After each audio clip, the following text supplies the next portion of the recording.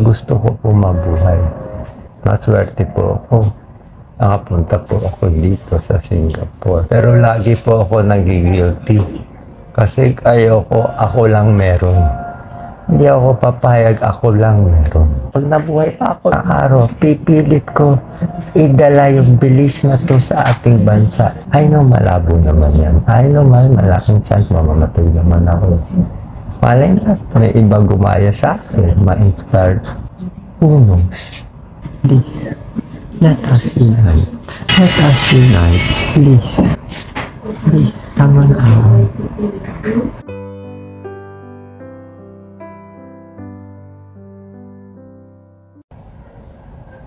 Magandang araw po, kaibigan. Doc Willie po to. Kwento ko lang po sa inyo nangyari ngayon sa akin. Anong araw na ngayon?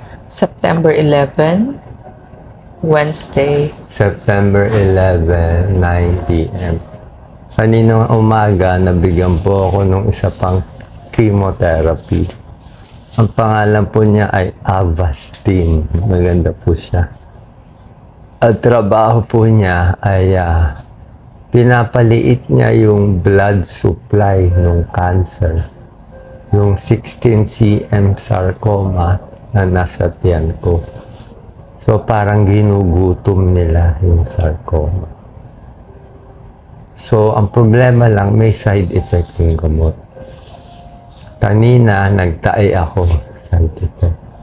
Masakit ang ulo, tiis. Pero ang problema yung fever. Umabot mga 38.5. Pero grabe po yung chills. Yung chills kasi parang katapusan mo na yung chills. 4 na blanket na chills pa rin. Isa din nangyari sa akin, nag-umpisa po ako as 75 kilos. Ngayon ay palagay ko 66 kilos na lang ako. Kasi puro extravascular space of water. Ibig sabihin, yung tubig wala sa loob ng blood vessel, nasa paa, nasa hita yung manas. So kahapon, 4 na litrong tubig na nilabas ko. Ngayon, 3 litro. Bawas na manas ko dito, bawas na manas ko sa tiyan, maliit na yung bukol, bawas na yung manas ko sa hita, sa paa. Ngayon, ang manas ko na lang nasa paa at ankle. Ang problema pala, pag tinanggal mo lahat ng manas, tira na lang sa'yo, butot, balat. So, pag butot, balat ka, sobrang lamig. Sobrang lamig. Bakit ko ginagawa ito? Gusto ko po mabuhay. Maswerte po ako. Nakapunta po ako dito sa Singapore. Pero lagi po ako nagigilty. Kasi ayoko, ako lang meron.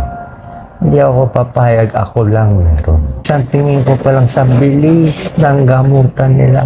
Ang bilis, speed, ang coordination, ang bilis. Grabe. Sa araw, pipilit ko idala yung bilis na to sa ating bansa. Pero hindi daw madali. Hindi daw makukuha ng 1 taon, 5 taon, 10 taon.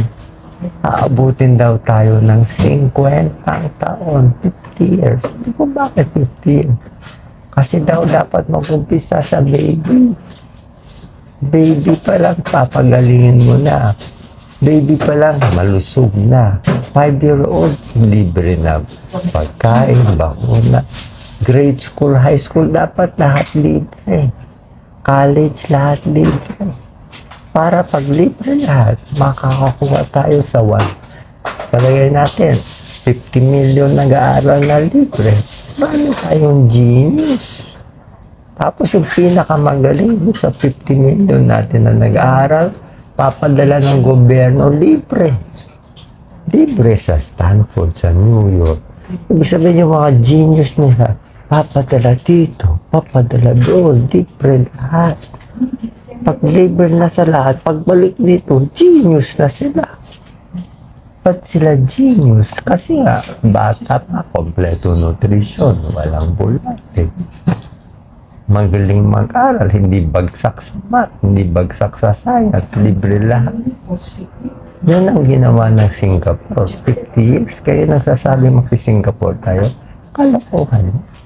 Pwede tayo mag-Singapore, umpisa tayo sa zero. Start natin. Gusto mo ako mag-start. Pag nabuhay pa ako, i-start ko. Promise ko. Pero malabo na ako. Ang kalaban ko matinding sarcoma. Ang chance ko siguro mabuhay baka 10% na. Pero promise ko, pag itong 16 cm buko lumiit, tulungan niyo ako.